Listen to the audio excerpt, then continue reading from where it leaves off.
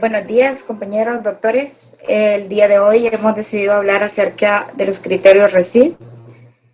Los criterios RECIST realmente no son nada nuevo y son de conocimiento mundial y universal y han sido aplicados por la OMS con el fin de estandarizar a través de criterios radiológicos el seguimiento de aquellos pacientes oncológicos.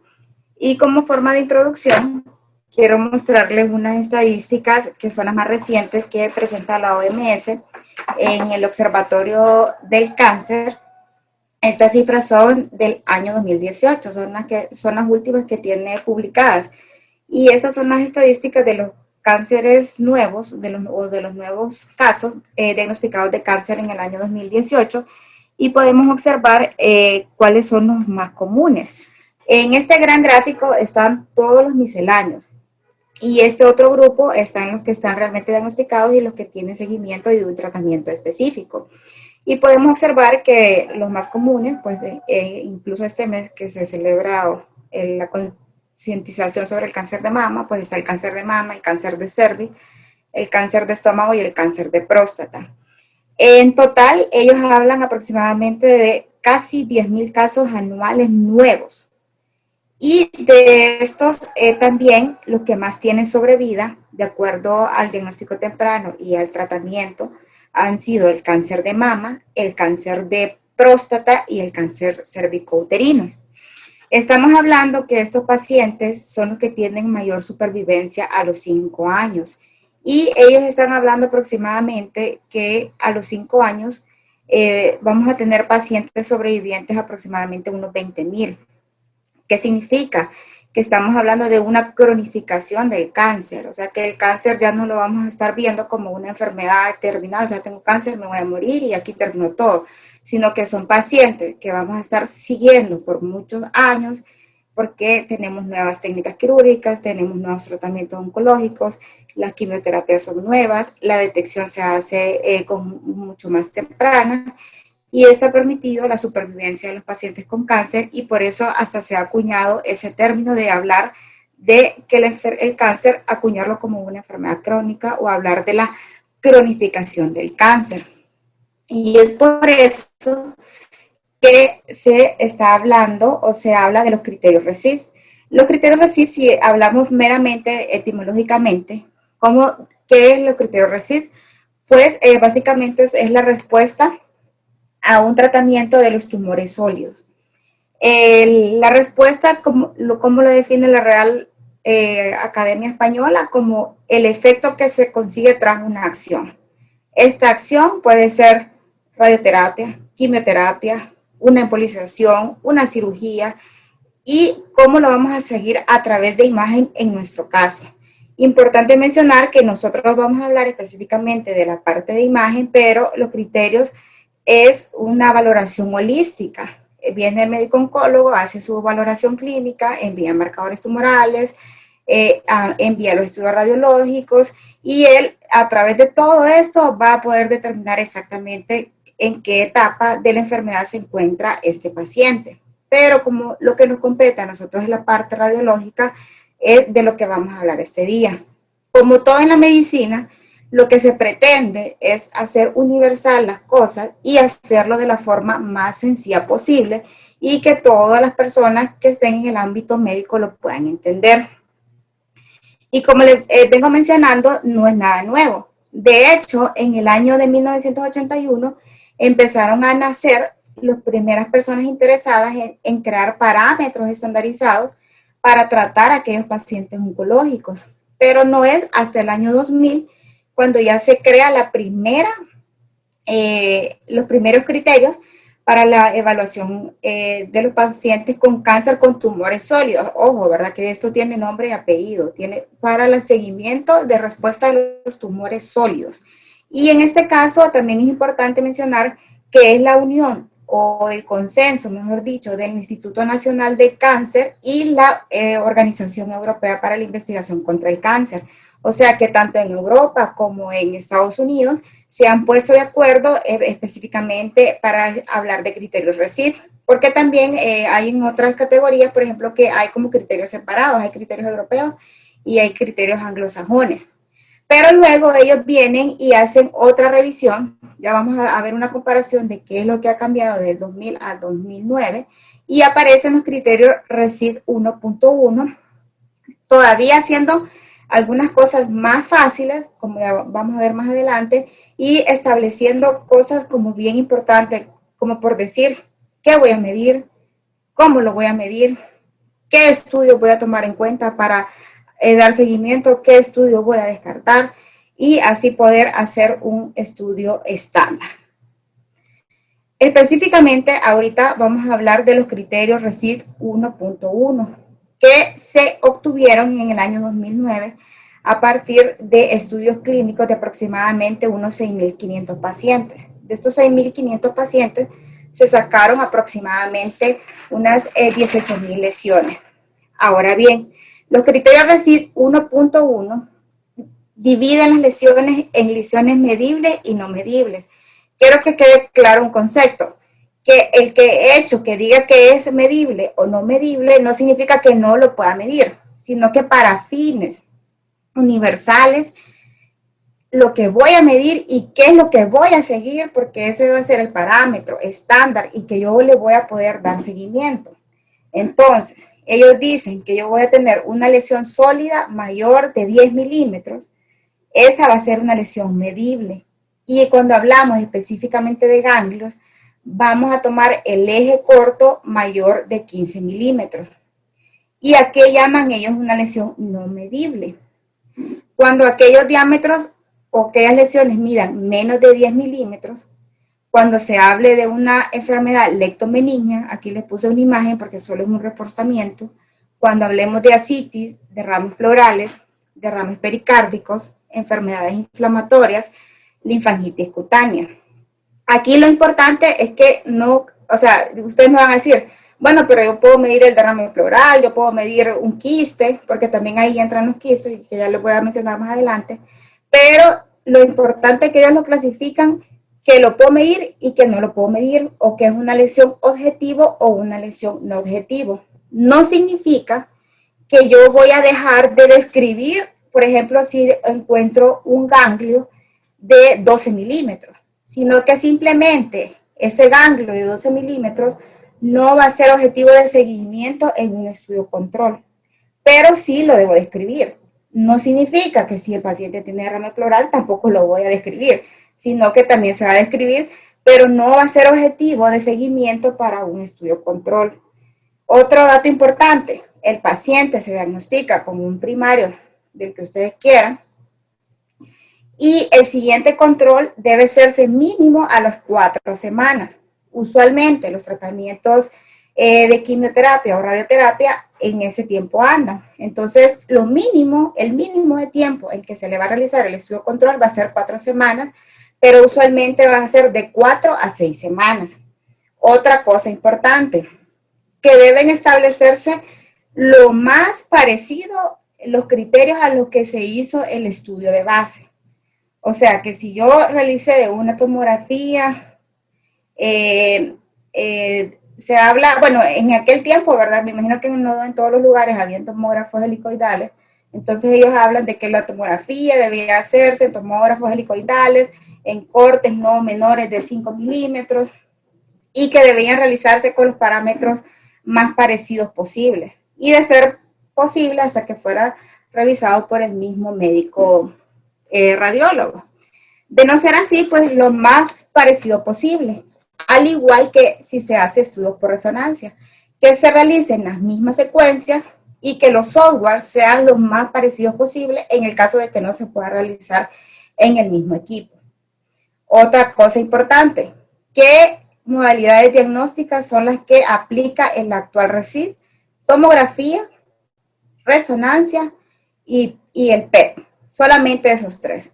El anterior incluía ultrasonido y radiografía, especialmente de tórax, pero ya se vio que la radiografía de tórax es una imagen bidimensional y que el ultrasonido es operador dependiente y puede dar hallazgos subjetivos. Entonces ya no clasifica. Y siempre debemos de ponerle el apellido a la hora de dar la conclusión. O sea, este paciente clasifica en tal cosa según criterios RECID 1.1, porque de repente deben estar prontos a tener una nueva actualización. Y por ejemplo, si salieran en el 2020 los criterios RECID 1.2, pero ese paciente se evaluó o su estudio de base se hizo en base a los criterios RECID 1.1, el estudio de seguimiento debe seguirse haciendo en base a los criterios que se realizó el primero, aunque hayan unos estudios nuevos. Otra cosa importante también que hay que tomar en cuenta, que por ejemplo, sitios que recibieron radioterapia también no van a ser considerados como lesiones medibles. Lesiones quísticas puras tampoco son lesiones medibles, al igual que las lesiones óseas, pero hay una excepción que ya se la voy a mostrar. Ahora bien, las lesiones diana, esa es otra definición que hacen los criterios RECID 1.1, que vamos a clasificar las lesiones diana máximo 5 lesiones por estudio. Por ejemplo, si tengo una tomografía de tórax que tiene múltiples lesiones, nódulos metastásicos, yo debo buscar aquellos que sean los más representativos y que yo considere que puedan ser medidos en un estudio posterior. No necesariamente los nódulos o las lesiones más grandes van a ser las lesiones diana, y este artículo aquí hasta lo grafica. Y la otra cosa es que ellos dicen que es máximo 2 lesiones por órgano. Entonces, pone el ejemplo de este hígado, un paciente con un CA de colon con múltiples lesiones metastásicas a hígado. Entonces, cuando nosotros hablamos de lesiones diana, vamos a buscar aquella lesión que va a estar más definida y que consideremos que va a ser reproducible en un estudio posterior, no necesariamente la lesión más grande. Entonces vemos encerrados aquí en el círculo azul, esta es la lesión más grande, pero podemos observar que es una lesión que tiene bordes irregulares poco definidos. Entonces ellos vienen y deciden considerar estas otras 2 lesiones como lesiones diana para considerarlas en seguimiento en un estudio posterior. Y la otra característica es que ellos dicen que vamos a medir máximo 2 lesiones por órgano. Entonces, si se fijan, esto es con el fin de ir como simplificando los reportes y siempre que nos den valoración objetiva. El paciente tiene múltiples lesiones, entonces lo indicado sería describir que el paciente tiene múltiples lesiones metastásicas en el parénquima hepático, sin embargo, se consideran como lesiones dianas tal y tal, ubicadas en tales segmentos y que miden tanto en su diámetro mayor. Las lesiones dianas, después del tratamiento, su diámetro mayor puede cambiar de disposición y siempre se va a buscar la disposición del diámetro mayor, no importa que no sea igual al estudio previo. Las lesiones diana también pueden cambiar de acuerdo al tratamiento, se pueden fusionar o se pueden, ya vamos a ver unos ejemplos también, se pueden fusionar o incluso se pueden fragmentar. Entonces, en el caso de que se fusionen, vamos a tomar la fusión de ambas, o en el caso de que se fragmenten, vamos a medir las dos y vamos a hacer la suma de las dos, y de acuerdo a eso vamos a tomar el diámetro mayor. El resto de las lesiones las describimos, pero van a ser lesiones no dianas o lesiones no objetivos, y no va a ser necesario medirlas, sino que simplemente vamos a medir 2 lesiones por órganos y máximo 5 lesiones en todo el estudio. Aquí tenemos otro ejemplo de metástasis hepáticas. En las metástasis hepáticas, ya les voy a mostrar más adelante también que específicamente en hígado, sí hace un apartado especial de que idealmente se debe realizar en la fase arterial y siempre debe incluirse el anillo vascularizado dentro de la medición, y siempre debe medirse el diámetro mayor y siempre medir las 2 lesiones por órgano. Aquí tenemos la otra lesión diana, lo que les mencionaba. Las lesiones óseas, ese es otro apartado que hay que tener en cuenta. Las lesiones óseas, los criterios RECID no sugieren seguirlas por radiografía. Y las lesiones óseas de cualquier tipo tampoco se consideran lesiones diana a menos que tengan un componente de tejido blando. Y que el componente de tejido blando sea mayor de 10 milímetros. Entonces ahí sí se convierte en una lesión diana. Si no cumple esos dos criterios, o sea, si es una lesión, pero es una lesión no objetivo o una lesión diana. Entonces aquí podemos observar en el ejemplo que tenemos una metástasis ósea que tiene un componente de tejido blando y el componente de tejido blando mide más de 10 milímetros, entonces es considerada una lesión diana para seguimiento. Y también tenemos el caso de un ganglio linfático, que recordemos que en el caso de los ganglios linfáticos sí se considera el eje corto. En el resto de las lesiones es el eje largo y es un eje corto mayor de 15 milímetros. Si mide menos de 15 milímetros, simplemente pasa a ser un ganglio linfático no objetivo, y si mide menos de 10 milímetros, los criterios RECIST lo consideran como un ganglio linfático normal. Aquí otros ejemplos de lesiones dianas. Tenemos el ejemplo de un nódulo pulmonar secundario a una metástasis de colon que mide más de 10 milímetros. Y tenemos el ejemplo de un ganglio inguinal que mide más de 15 milímetros en el eje corto. Entonces aquí estamos viendo ejemplos de lesiones dianas. ¿Qué van a ser lesiones no dianas? Linfangitis carcinomatosa. O sea, lesiones que no son medibles. Las vamos a describir, pero no las podemos medir. Entonces simplemente vamos a describir que hay una linfangitis carcinomatosa a nivel del segmento, ustedes van a escribir anterior del lóbulo inferior de tal pulmón. O que si hay ascitis, también se va a describir, pero son lesiones no dianas o lesiones no medibles. ¿Qué se va a considerar también una lesión no diana? Aquellas lesiones que midan menos de 5 milímetros, porque son muy pequeñas para ser medidas, van a ser muy pequeñas para darle seguimiento, entonces se van a considerar lesiones no dianas o lesiones no medibles por su tamaño, porque no cumplen el criterio de que sean menores de 10 milímetros. ¿Por qué dirían ellos eso, verdad? Porque dijeron, o sea, ¿por qué vamos a tomar 10 milímetros? Ellos vinieron e hicieron estudios entre radiólogos expertos y empezaron a poner tomografías a varios radiólogos y empezaron a poner lesiones a los mismos radiólogos, o sea, al mismo paciente a varios radiólogos, y empezaron a poner los criterios RECIST 1.0. La variabilidad entre decir si la respuesta era parcial o era una respuesta completa fue de casi el 30% entre un radiólogo y otro. Y entre el mismo radiólogo, que le ponían el mismo caso en diferentes tiempos, fue mayor, fue alrededor del 9%. Entonces ellos por eso consideran que colocar lesiones tan pequeñas, menores a 10 milímetros, aumenta el margen de variabilidad a la hora de seguir estas lesiones. Y también la otra cosa es que los oncólogos ven la respuesta al tratamiento y qué respuesta clínica o qué importancia clínica van a tener estas lesiones. ¿Qué otras lesiones tenemos como lesiones no dianas? También tenemos aquí, por ejemplo, otra cosa importante que ellos definen, que si se va a escoger una lesión no diana, usualmente escojamos en aquellos órganos que sean no móviles. Por ejemplo, los ovarios o algún punto del tracto gastrointestinal, porque debido a la peristalsis podríamos equivocarnos y estar midiendo otras estructuras.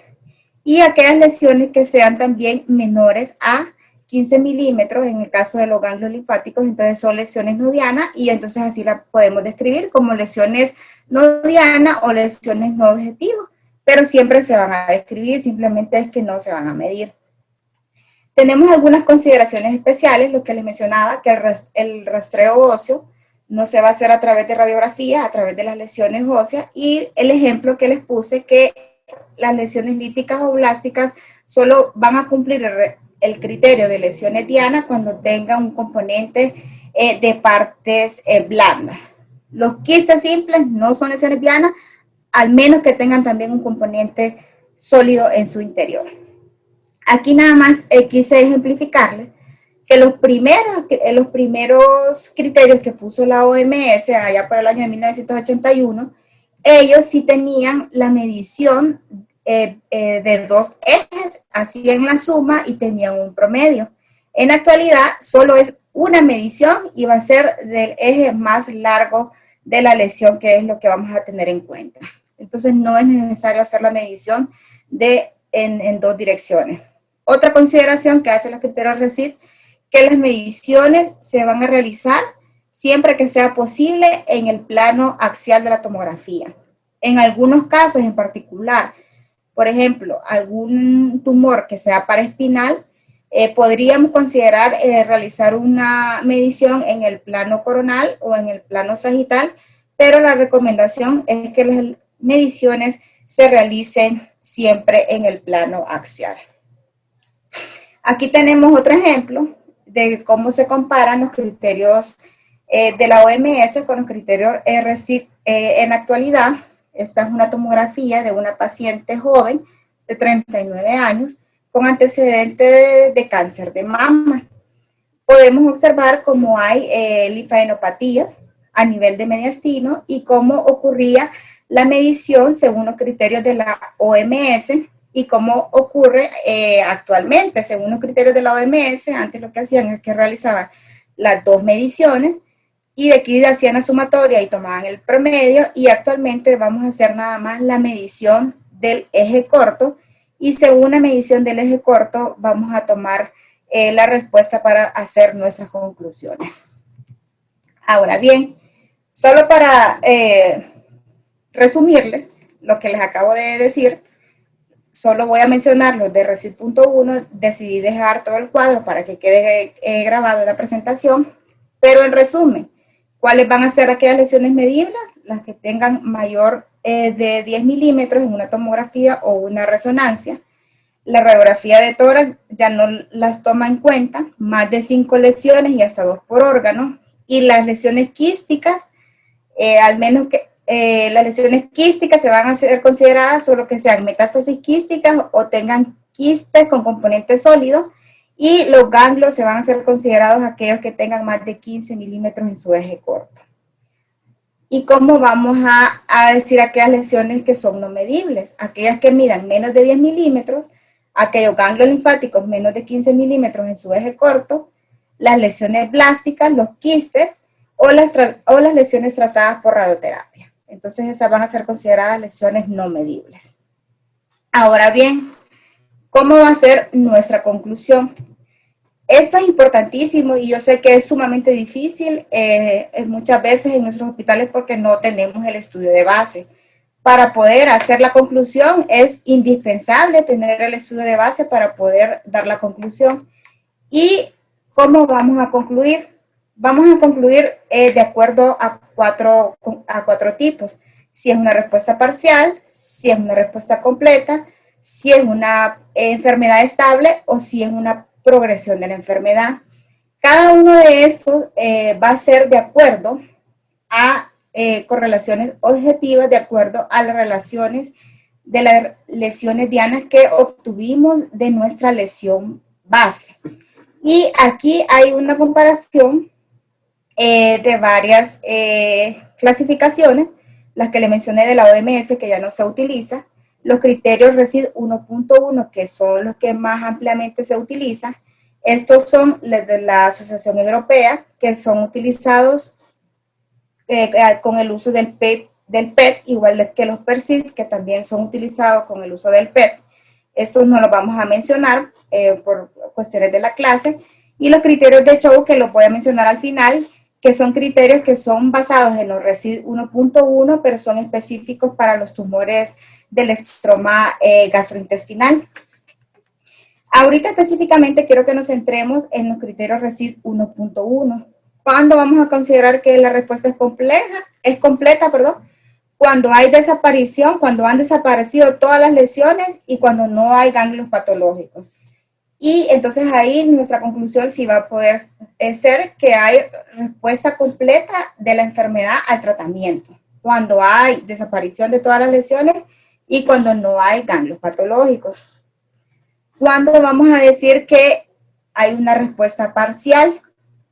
Cuando ha desaparecido más del 30% de la suma en los diámetros máximos. Entonces, si se fijan, aquí son criterios objetivos, porque vamos a tomar las medidas y si hay un 30% o más de los diámetros han disminuido de su tamaño, entonces aquí vamos a decir que es una respuesta parcial al tratamiento. ¿Cuándo vamos a decir que es una enfermedad estable? La enfermedad estable vamos a decir usualmente cuando, bueno, aquí este cuadro lo dice cuando no hay respuesta parcial, no hay ni progresión, pero usualmente cuando anda entre el 20 y el 30% de la enfermedad. O sea que la modificación fue mínima en relación a tamaño. Y cuando hay progresión de la enfermedad, cuando hay un incremento mayor, hablando en porcentaje, mayor del 20%, o hay un incremento de 5 milímetros, si se fijan, por eso hay que ser bien exacto o tratar de ser lo mejor posible las mediciones, mayor de 5 milímetros en la suma de los diámetros de las lesiones diana o en el caso de las metástasis o los ganglios linfáticos. Entonces ahí ya se habla de progresión de la enfermedad y es así que nosotros debemos concluir los reportes. Y ahora les voy a presentar algunos ejemplos de algunas imágenes. Les mencionaba que cuando las lesiones son menores de 5 milímetros van a ser consideradas lesiones muy pequeñas para medir. Pero ojo, es importante también que si una lesión no estaba en el estudio base, pero aparece en el estudio actual, aunque sea una lesión no medible, también podría ser considerada una progresión de la enfermedad. Aquí tenemos otro ejemplo, por ejemplo, de esta lesión, que es también paciente con cáncer colorectal, que son los que más dan metástasis quística, y entonces aquí también hay que tener cuidado. Y aquí el ejemplo manifiesta que la imagen de la A fue el estudio base, donde se demostró que era una metástasis quística con un tamaño de 13.2 milímetros. Luego se le hace el estudio control y el estudio control manifiesta que aumentó 3.6 milímetros en su diámetro mayor. Entonces, en este caso, se consideró como una enfermedad estable porque no aumentó más de 5 milímetros, sino que se quedó en 3.6 milímetros. La evaluación de los ganglios linfáticos también es importante, porque como les mencioné, según los criterios RECIST, se va a considerar un ganglio linfático diana solo si mide más de 15 milímetros en su eje corto. Pero los ganglios linfáticos que miden entre 10 y 15 milímetros también van a ser ganglios linfáticos no objetivos. Y estos ganglios linfáticos no objetivos podrían convertirse en un estudio de seguimiento, podrían también pasar a ser lesiones diana. Y importante siempre mencionar que se va a medir siempre el eje corto de los ganglios linfáticos. Luego, aquí tenemos lo que les mencionaba, que las lesiones blásticas son consideradas lesiones no medibles. Estas las consideran lesiones no medibles porque pueden modificarse de acuerdo a los tratamientos recibidos y solo van a ser consideradas las lesiones medibles aquellas que tengan componente de tejido blando. Aquí tenemos otro ejemplo, también una paciente mujer de 42 años con CA de mama con múltiples lesiones metastásicas a diferentes órganos. Entonces, en este caso, por ejemplo, en la tomografía de abdomen se consideraron estas dos lesiones como lesiones diana basales para el seguimiento. También se consideró esta lesión en el riñón derecho para seguimiento. Y si se fijan en el pulmón, tiene múltiples nódulos metastásicos, pero se establece exactamente cuáles son las que se van a seguir de acuerdo a los criterios. Entonces se dice que esta va a ser la lesión diana número 1 en el pulmón y esta va a ser la lesión diana número 2, y en el seguimiento a estas lesiones son las que se va a ir a medir para dar una conclusión al médico oncólogo.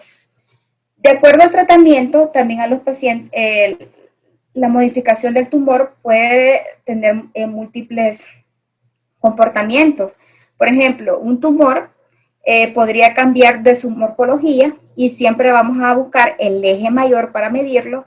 Un tumor podría fragmentarse y en el caso de que se fragmente, lo que debo hacer es medir los dos fragmentos siempre en su diámetro mayor y luego medir los dos diámetros mayores y compararlo con el estudio basal y así poder hacer o sacar el porcentaje si aumentó o disminuyó. Entonces, aquí tenemos ya un ejemplo con imágenes. Esta es una tomografía de abdomen, un estudio axial en una paciente de 80 años, conocida por un carcinoma colorectal, el cual tenía múltiples lesiones hepáticas en el parénquima. Entonces observamos, por ejemplo, que este fue el estudio de base. Estas fueron las dos lesiones que fueron consideradas lesiones dianas, las cuales fueron medidos en su diámetro mayor, pero observamos que después del tratamiento, esas lesiones, lo que sucedió fue que coalescieron, se unieron. Entonces pasaron a ser una sola. Y lo que se hace en este caso es como pasaron a ser una sola. Entonces, si se fijan, aquí cambió el eje del diámetro mayor y se hizo una sola lesión, y entonces aquí ahora se va a medir de esta forma. Y en este caso vamos a tomar este diámetro más este diámetro y luego vamos a ver comparado con este diámetro para calcular si esta paciente está en una persistencia o está en una respuesta parcial. Luego aquí tenemos también otra paciente de 61 años con antecedente de cáncer de mama metastásico a hueso, y en sí la lesión ósea per se no constituye una lesión diana, pero sin embargo ya al cambiar la ventana observamos que tiene una lesión de tejidos blandos que es mayor de 10 milímetros, entonces aquí sí se considera como una lesión objetivo o una lesión diana para medición. Las lesiones quísticas. Las lesiones quísticas van a ser consideradas lesiones diana en dos escenarios. Escenario 1, que sea una metástasis quística, y escenario 2, en que la lesión quística tenga un componente sólido. Las lesiones quísticas puras no van a ser consideradas lesiones dianas y no se van a medir. En este caso, se considera que es una lesión diana, es una lesión quística es una lesión quística compleja porque tiene un componente sólido en su interior. Este es un paciente con un antecedente quirúrgico de un carcinoma apendicular que volvió con esta lesión compleja a su control tomográfico. Solo para recalcarles, hay una página, ustedes pueden acceder. Esta es la dirección, es específicamente de los criterios RECIST. Incluso hay una aplicación, pero que solo está disponible para las Mac y los iPhone, donde habla y recalca y nos explica y nos ayuda específicamente a qué debemos medir. Y nos hace de nuevo el aclaramiento. No vamos a medir todas las lesiones, vamos a escoger de todas estas múltiples lesiones cuáles van a ser las medibles y cuáles se van a poder reproducir en otro estudio.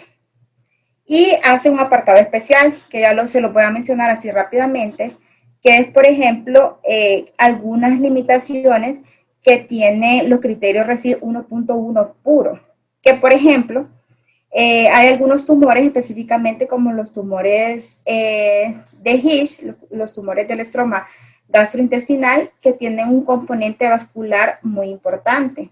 Los criterios RECIST específicamente, los criterios RECIST puros no hablan específicamente en qué fase debo yo medir las lesiones. Sin embargo, por eso es que existen otras que son más específicas, que solo les voy a mencionar de unos 2 casos al final. Y aquí pone el ejemplo de algunos criterios y de algunas quimioterapias específicas, que ya se lo voy a mencionar también. Esta es una metástasis de un tumor del estroma gastrointestinal que podemos observar en la lesión A, que es la lesión de base, que tiene múltiples imágenes. Es una lesión heterogénea con múltiples imágenes internas hipervasculares que posterior al tratamiento desaparecieron. Pero sin embargo, el tamaño no disminuyó de manera tan considerable como para considerarlo una respuesta completa. Sin embargo, el hecho de que estas lesiones hipervasculares internas hayan desaparecido tiene una importancia para el oncólogo muy significativa, y clínicamente el paciente a través de marcadores tumorales y a través de su aspecto clínico mejoró. Por eso se creó una clasificación especial, que es la clasificación de Cho, específicamente para los tumores de Hirsch. Y hay algunos aspectos que no están incluidos hasta el momento en la clasificación de RECIST, pero algunos artículos lo mencionan, que es, por ejemplo, la difusión en las imágenes de resonancia magnética, como ya sabemos, ¿verdad? Un incremento en el ADC, o ya sabemos el aspecto físico de la resonancia, puede deberse a un incremento en la movilidad del agua, y esto podría traducirse a un tumor hipercelular o un tumor hipovascular o hipovascular. Y esto podría aplicarse en las nuevas modificaciones que existan en los nuevos criterios. Pero debido a que la resonancia no es accesible y no está en todos los centros diagnósticos, no es aplicable. Pero se podría utilizar para hablar de respuesta al tratamiento de los tumores. Y también se está hablando de utilizar la perfusión para poder utilizarla en relación a la vascularidad que tenga un tipo de tumor. Entonces, por ejemplo, aquí pone el ejemplo de la permeabilidad de un tumor de la base de la lengua que recibió quimioembolización y donde se vio que disminuyó después de la quimioembolización la perfusión de 88 ml, 88 por ml por cada 100 ml de sangre, disminuyó aproximadamente a 67. Entonces aquí ellos o sea, ellos ven que hubo respuesta al tratamiento porque hay disminución de la perfusión y que tuvo respuesta a que embolización, pero actualmente no están incluidos, pero probablemente en una revisión posterior sí los incluya. ¿Cuáles son las críticas que se les hacen?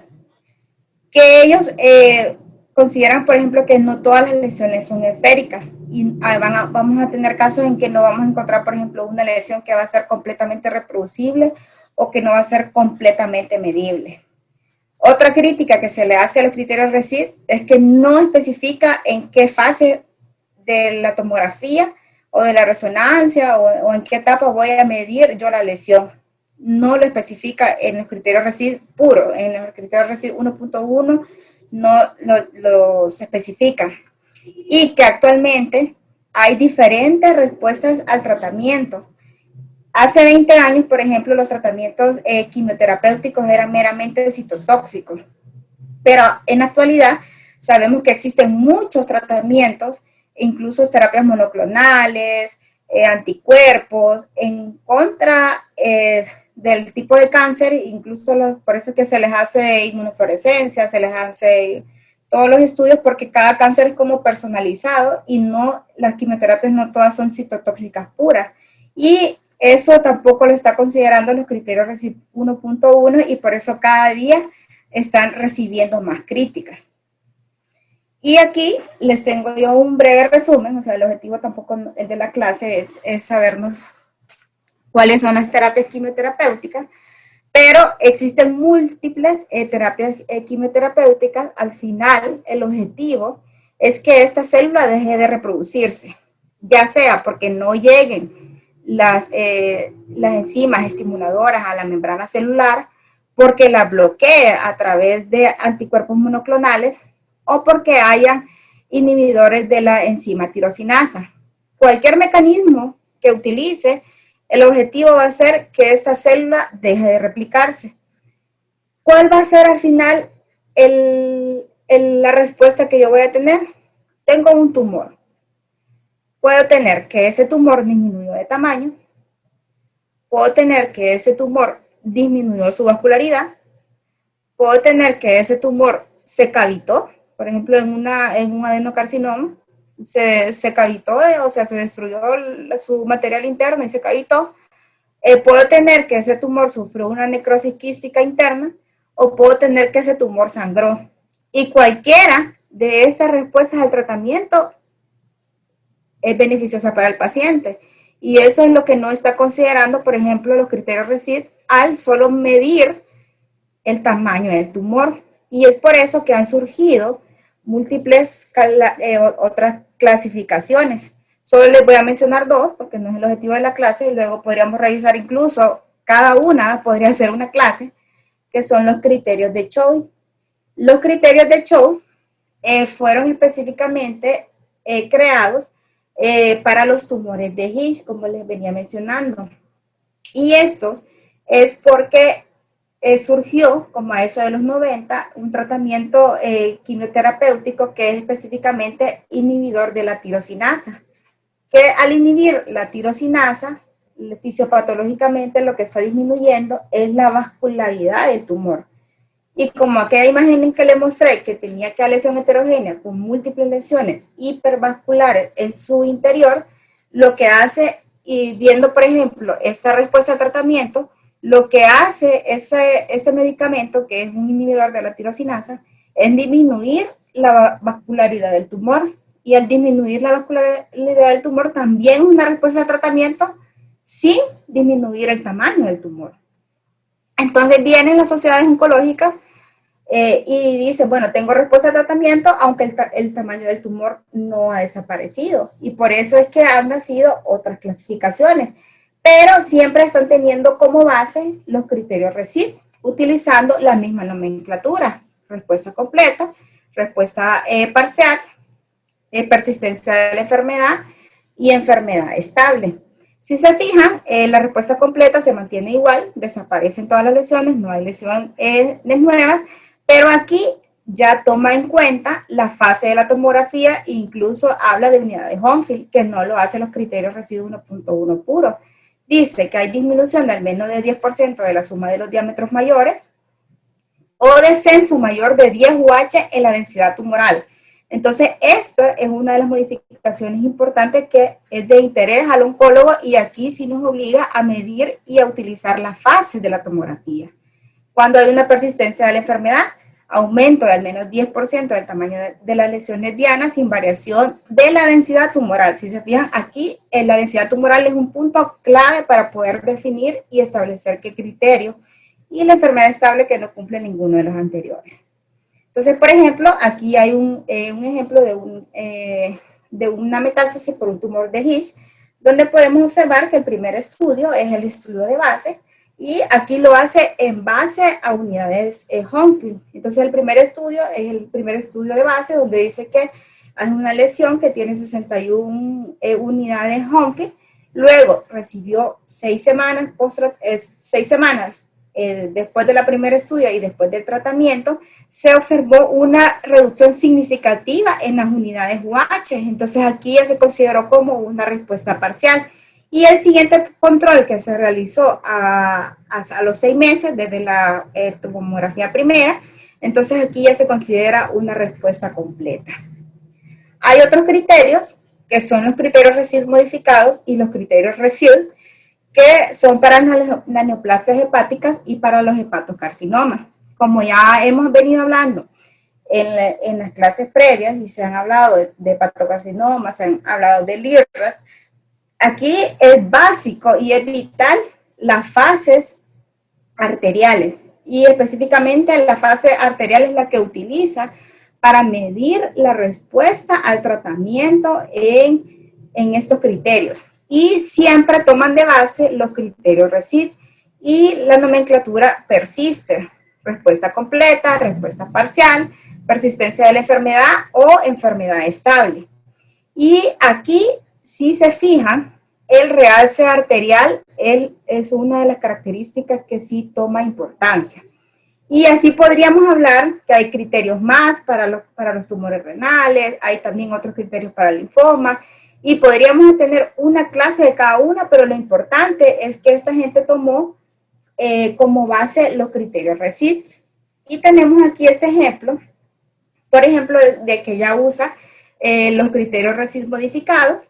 Este es un paciente, si se fijan, es un masculino de 76 años que tiene como enfermedad de base una hepatopatía crónica. Podemos observar este hígado de bordes irregulares. En la primera imagen tenemos una lesión que realza ávidamente en la fase arterial pura. Posteriormente, este paciente recibió una embolización, una quimioembolización, y se le realiza su control posterior al tratamiento, y se observa que aquí lo que interesa más que la disminución del tamaño del tumor es la disminución en el realce, y si se fijan y utilizaríamos los criterios de RECIST modificados, eso es lo que interesa para poder clasificar a estas lesiones en el caso de los tumores hepáticos o los hepatocarcinomas. Entonces, en resumen, ¿qué es lo que tenemos que hacer con los criterios RECIST? Lo primero, clasificar. ¿Qué lesión es medible? ¿Qué lesión no es medible? Recordar, 2 lesiones medibles máximo por órgano, 5 lesiones máximo por estudio. Las otras las voy a mencionar, pero no las voy a medir. Y debo decir cuáles fueron mis lesiones diana en el estudio base, y esas son las que voy a comparar en el estudio siguiente. En el estudio siguiente voy a comparar mis lesiones diana con el estudio base, y solo con el hecho de que haya nuevas lesiones, ya sean ganglios linfáticos o lesiones sólidas, eso ya me lo convierte en progresión de la enfermedad. Y nuestra conclusión va a ir de acuerdo a estas respuestas. ¿Hubo respuesta completa? ¿Hubo respuesta parcial?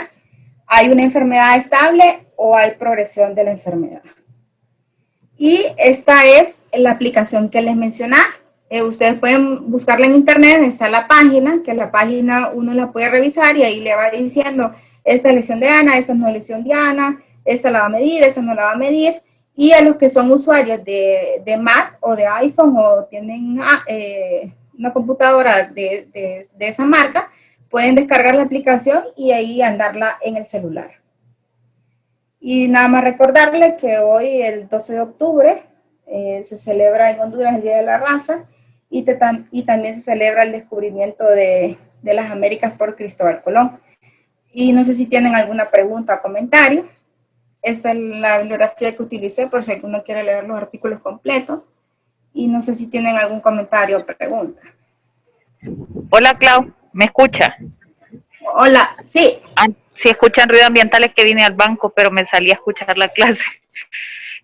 Fíjese que tengo una duda, pero parecerá ilógica esta pregunta, pero quiero saber si en lo que usted revisó, para estadificar, se solicita cuello, tórax y abdomen, o también incluyen cerebro.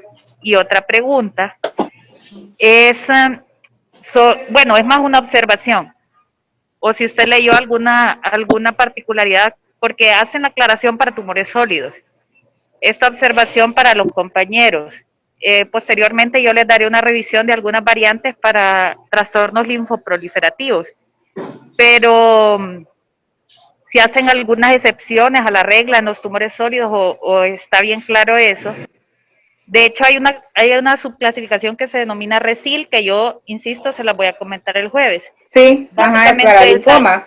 Sí, básicamente esas dudas, y hacerles una observación antes de darle la palabra, a los compañeros. Bueno, en lo personal yo no he tenido oportunidad de dar seguimiento con criterios RECIST a los pacientes que he tenido oportunidad, valga la redundancia, de estadificar.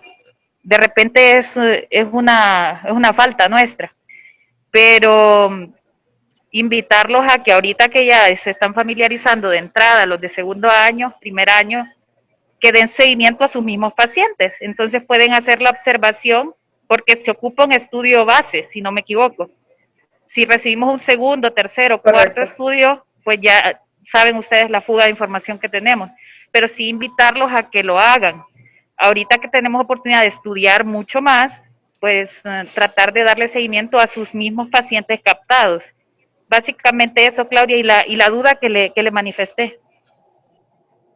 Sí, fíjense que clase, sí mil gracias. Fíjense que sí, sí hacen la observación de que, por ejemplo, yo tengo, por ejemplo, un tumor de células germinales diagnosticado.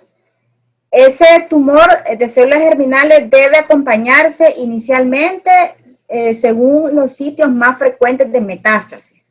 Entonces, si la literatura me dice que el tumor de células germinales, su sitio más frecuente de metástasis es pulmón y cerebro, entonces debe de ir, el estudio de base debe ir acompañado de su tomografía de pulmón y de su tomografía de cerebro. Si, por ejemplo, me dice que el tumor gástrico o el tumor de colon, estadísticamente su sitio más frecuente de metástasis es el hígado, o de acuerdo al tipo de tumor, el lugar más frecuente de metástasis debe de ir acompañado de ese estudio. No es como receta de cocina, de que a todos les voy a pedir todo, sino que de acuerdo al tumor, eso sí lo mencionaba uno de los artículos, no recuerdo cuál, pero sí decía, de acuerdo al tumor que se diagnosticó, debe hacerse la estadificación según los sitios frecuentes de metástasis. Y solo para ahorita acordarme que un día con la doctora Clarisa, un niño que llegó con un tumor testicular y se le hizo cuello, tórax, abdomen, no sé qué, inguinal y no sé qué, y no le pidieron cerebro. Y entonces ella llegó y me dice, mira, que este niño no le pidieron cerebro, cuando ya, o sea, ya ha descrito la literatura, también uno de los sitios más frecuentes de metástasis era cerebro. Y en fin, sí tenía metástasis en cerebro.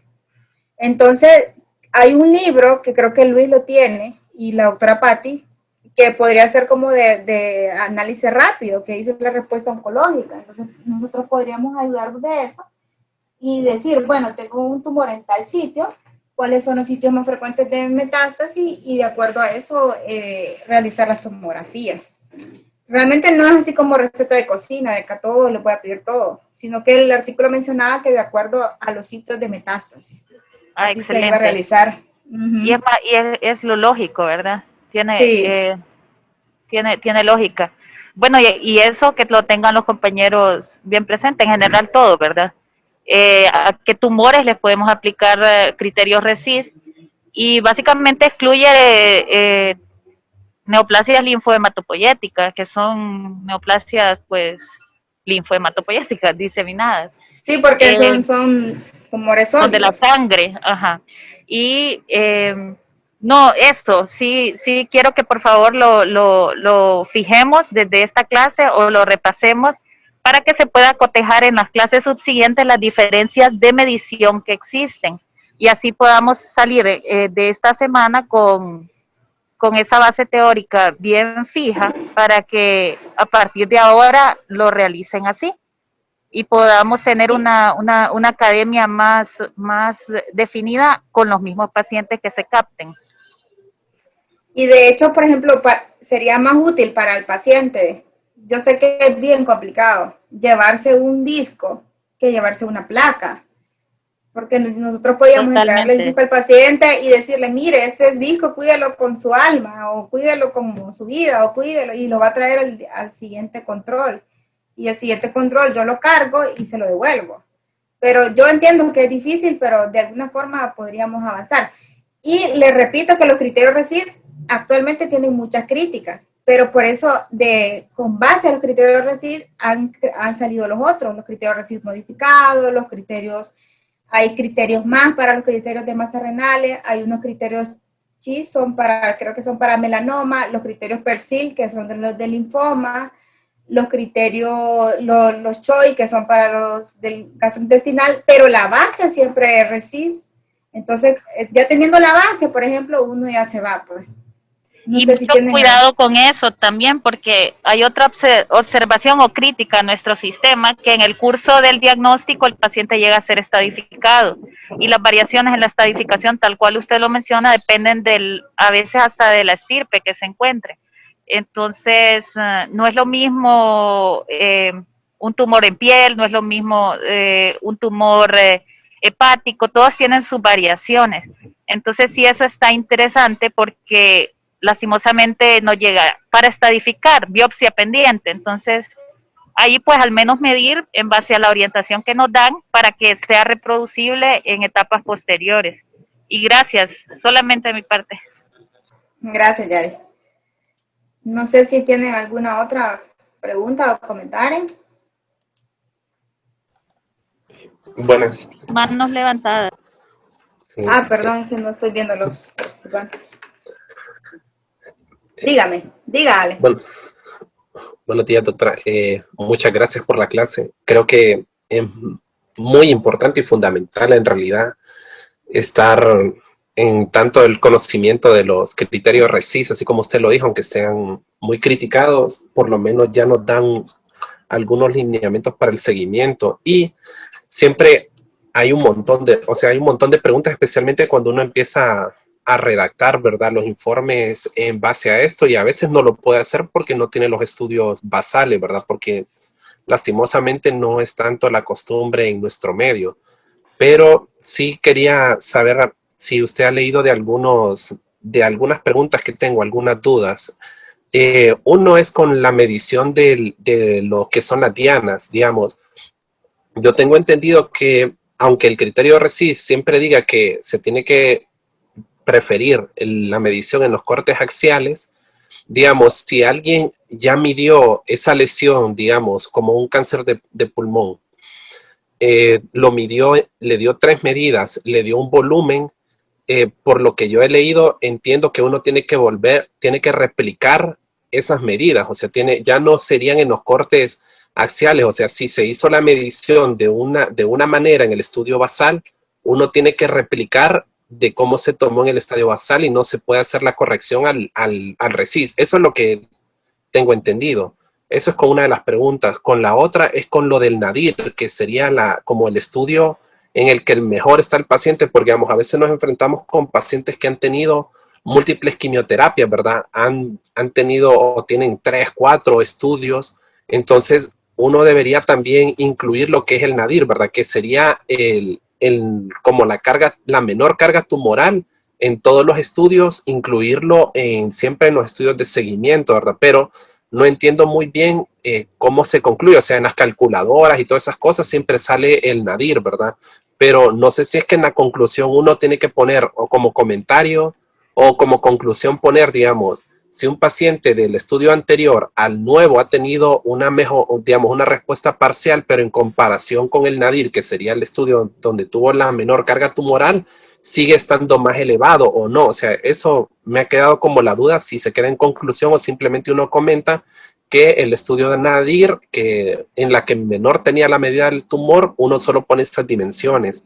Y lo otro es con lo referente a ciertos tumores, así, digamos, ya el G sí tiene su propia apartado, pero digamos, con los tumores gástricos, ¿verdad? Que entiendo que los tumores gástricos, digamos, los engrosamientos focales de la pared son no medibles, o sea, aunque sea una lesión sí sólida, entiendo que no es una medición exacta, o sea, y eso va a depender por la distensión, por el peristaltismo, muchas de esas cosas, y por lo tanto se hace de una forma cualitativa y no cuantitativa. Entonces, esas dudas tengo.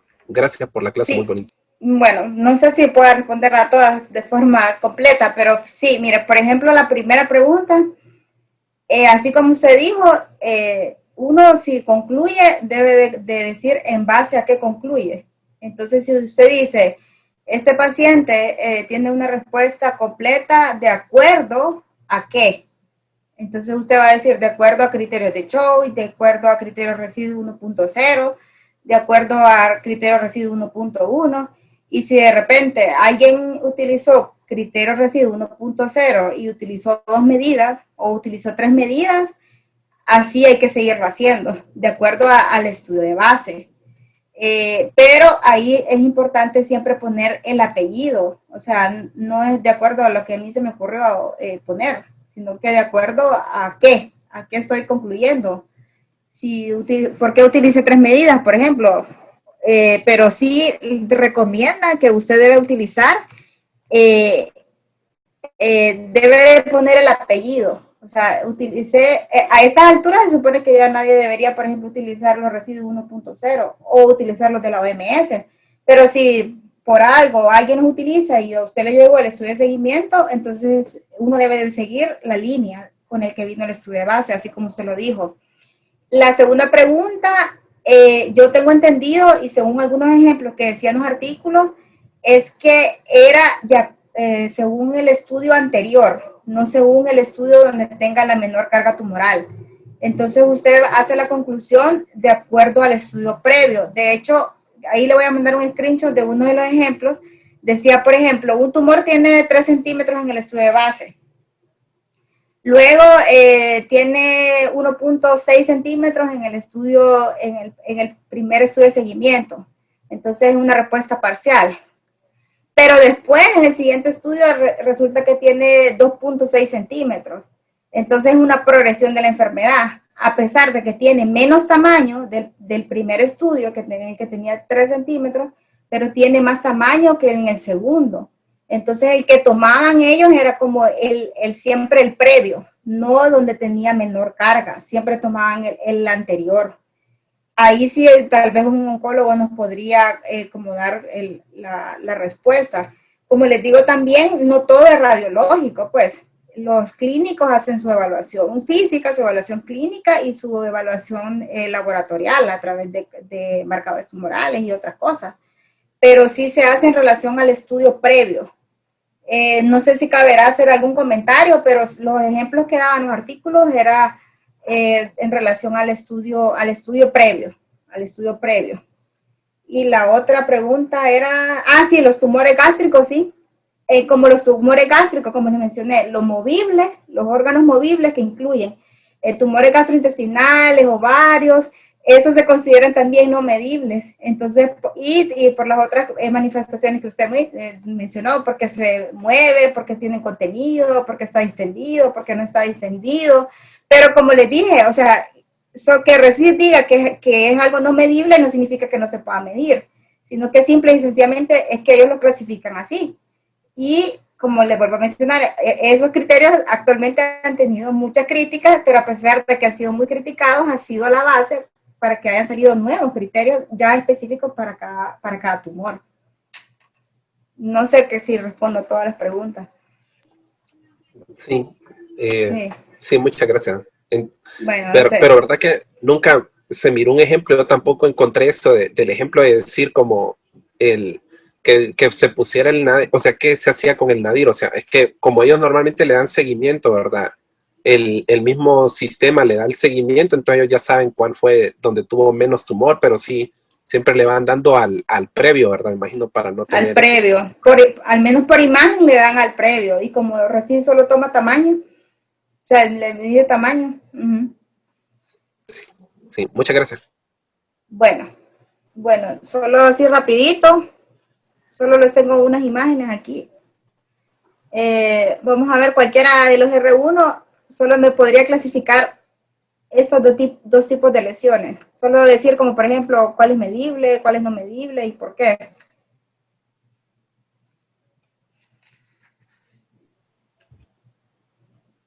Doctora Jorge García, R1. Hola, Jorge. Bueno, en base a lo que usted nos habló hoy, ¿verdad? Yo diría que la lesión de la derecha sí es medible siempre y cuando tenga más de 10 milímetros, pero el componente de tejido blando. Correcto. Y la de la izquierda, yo diría que no es medible porque es más una lesión osteolítica y no le veo componente de tejido blando. Correcto, ¿verdad? Así como dijo Jorge, esta es una lesión ósea predominantemente mixta, ¿verdad? Con componente casi predominantemente blástico, pero es mixta, ¿verdad? Pero no tiene componente de tejido blando. Sin embargo, la otra imagen tiene un componente de tejido blando mayor de 10 milímetros, entonces esta sí se considera medible. Entonces es una lesión no medible y una lesión medible. Ahora, a ver uno de los R2, tal vez me ayuda. Este es una paciente de 76 años con antecedente de CA de colon, y lo que está señalado ahí es un nódulo pulmonar metastásico. Esta imagen fue la imagen base y esta es la imagen control.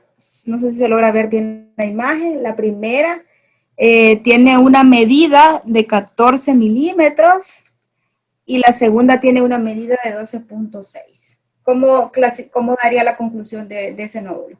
Buenos días, doctora. Habla Buenos días. Larios. Sí, sería una respuesta parcial porque tiene más de 5 milímetros, menos, o sea, disminuyó más de 5 milímetros. ¿Están de acuerdo todos?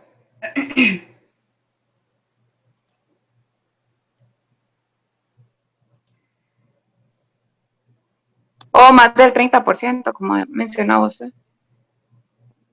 Sí, ¿verdad? Entonces un nódulo con una respuesta parcial. Y la última, que está facilita, que puede ser un cualquiera, el que quiera. ¿Cómo clasificaría las lesiones señaladas con la flecha? No medibles. Correcto, ¿verdad? Son lesiones menores a 10 milímetros o de hecho hasta menores de 5 milímetros probablemente sean, entonces son clasificadas como lesiones no medibles. No sé si tienen algún otro comentario o pregunta. Doctora, Dígame. gracias por la clase. Fíjese que solo le quiero hacer una pregunta. Digamos, si tengo un paciente en que estoy pues analizando una neoplasia que tenga, cualquier neoplasia, y que tenga metástasis ganglionar, al momento de medir esas metástasis ganglionares, digamos que tuvieran mediastino, que tuvieran retroperitoneo, al momento de especificar dónde lo voy a medir, solo especifico, están en mediastino o están en retroperitoneo, o tengo que especificar el nivel ganglionar donde lo voy a medir, porque si tienen varios niveles ganglionares, no sé si se aplica eso de solo 2 lesiones porque decía 2 lesiones por órgano, pero no sé si 2 lesiones por nivel anatómico también o no. Fíjese Y que la otra, sí. sinceramente no lo leí, porque sí decía, los niveles sí hay que especificar para el que le dé seguimiento, saber específicamente cuál fue el ganglio que se midió. Sí. Pero no sabría decirle si, por ejemplo, 2 lesiones en mediastino, 2 lesiones en retro, habría que buscarlo, porque habla solo de órganos. Sí. Y realmente esa duda la he tenido desde hace varios Sí, días. voy a buscarlo a ver si encuentro algo, porque sí habla de órganos, pero no habla de niveles. Sí. Bueno, gracias, doctor. Dígame, te iba a decir algo más, perdóneme. Sí, no, es que la otra pregunta era algo similar a lo que estaba preguntando Alejandro, que la pregunta de si interfieren los criterios RACIS con lo que postula la sociedad de Fleischner en cuanto a la evaluación, digamos, de nódulos pulmonares o de lesiones pulmonares, porque en Fleischner hace referencia a eso de que hay que tomar por lo menos dos medidas, pero como le escuché decir a usted que por RECIS solo hace referencia que es necesario tener un solo diámetro, el diámetro largo. Entonces, Sí, no sé. lo que pasa es que usted va a ponerle el apellido, que es lo que está utilizando. Usted va a decir, clasifica para tal cosa según qué, Ajá. según lo que utilice. Entonces eso sí hay que tenerlo en cuenta. ¿Qué clasificación estoy utilizando? Entonces hay que ponerle el apellido ahí, para que después si me llega su paciente y me llega a mí, o le llega a Yarixa, o le llega a cualquier otra persona, ella siga la misma línea Hay y que saber tener qué algo, clasificación se utilizó. hay que tener algo bien en cuenta, y es que hay muchas clasificaciones de seguimiento para definir si un nódulo requiere otro tipo de estudio, y hay criterios de respuesta al tratamiento de ya cánceres diagnosticados. Entonces ahí sí hay que tener esa observación, porque en Fleischner, por ejemplo, damos seguimiento de vigilancia a un nódulo que no sabemos si le vamos a hacer otro estudio para definir si es cáncer o no, en base al crecimiento que tenga y demás. Pero estos criterios que Claudia nos explicó son para evaluar respuesta al tratamiento, como ella lo mencionó en un inicio. Bien. Ajá. Sí, correcto. Uh-huh. Bueno, chicos, si no hay más preguntas ni comentarios, estaremos dando por terminada la clase entonces el día de hoy.